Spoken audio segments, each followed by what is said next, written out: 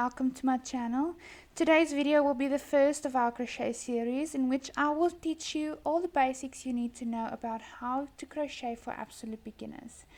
In this video you will learn how to hold your hook and yarn, make a slip knot, and to crochet your first foundation chain. So without further ado, let's get into it. There are two common ways to hold your crochet hook. The first way is called the knife hold. You hold the hook like you would hold a knife and then control the yarn with the index finger. This way is much more comfortable for me, so this is the way I hold my hook.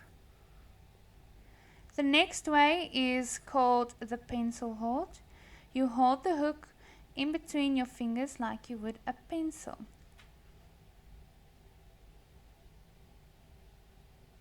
And then you control the yarn with your middle finger. But just remember that everybody is different and you can hold the crochet hook just the way you'd like. I prefer the knife hold, but yeah, just you do you. Before we get to how to hold your yarn, we're going to make a slip knot and place it on your hook. So measure out 3 inches of yarn. Grab the yarn with 3 fingers and point your index finger outward, just like making a finger gun. Wrap the yarn over your index finger once with the short end at the front of your finger. Now wrap the yarn around your finger again and grab the short end between your middle finger and your thumb. Next, you will drag the back loop over the front loop, but not all the way. And then you are going to take the back loop and bring it over the front loop. Careful not to bring it with, and then you are going to tighten the knot. And there you have your slip knot. Now grab your hook and place it into the loop, and then pull on your yarn that is attached to the ball and pull it tightly, but not too tight. You want it to still be able to move on your hook up and down.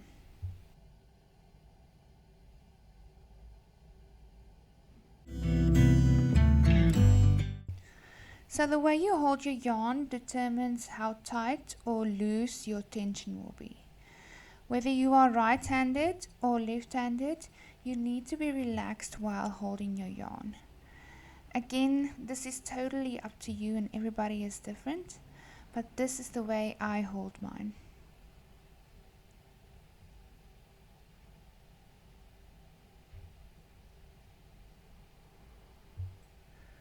So with your slip knot connected to your hook and your hook in your working hand, let me show you how to hold your yarn.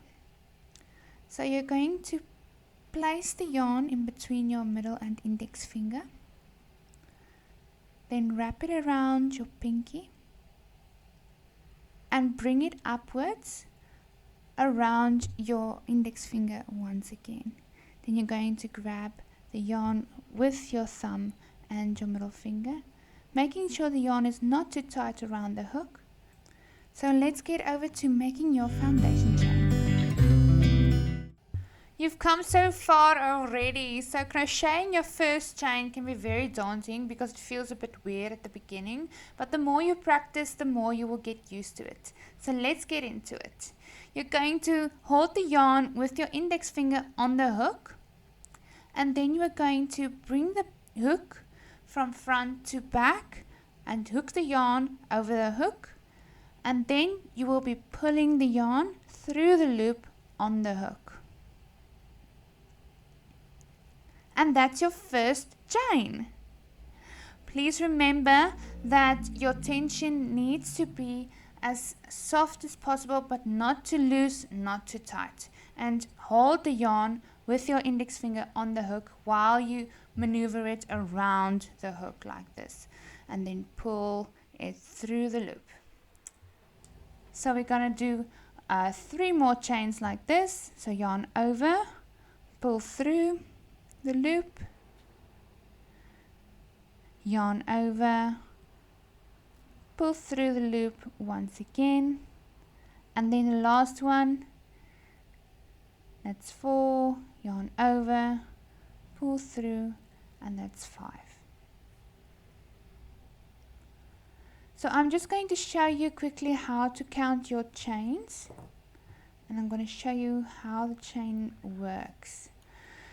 So the chain works with these little V's. You will see that's the first V, so that counts as 1, and that's 2, 3, 4, and 5. At the bottom here you will see the slip knot, and you will not be working into that slip knot. So let's continue on and start to make some more chains. You're going to chain until you have 20 chains on your hook.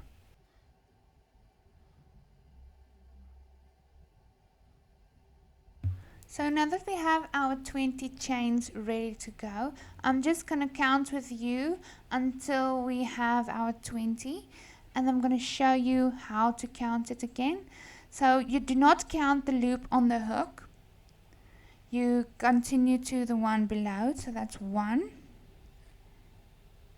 2, 3, 4, 5,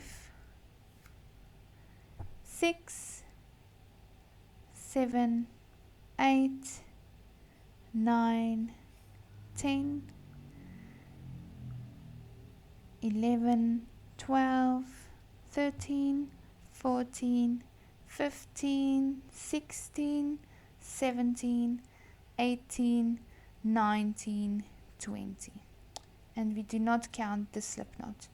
Always make sure where your first chain is, it will be next to the slip knot, and you do not count the slip knot as a chain. So for the chain, you need to remember that practice makes perfect. Your chain needs to be loose enough so that you can see through the chain.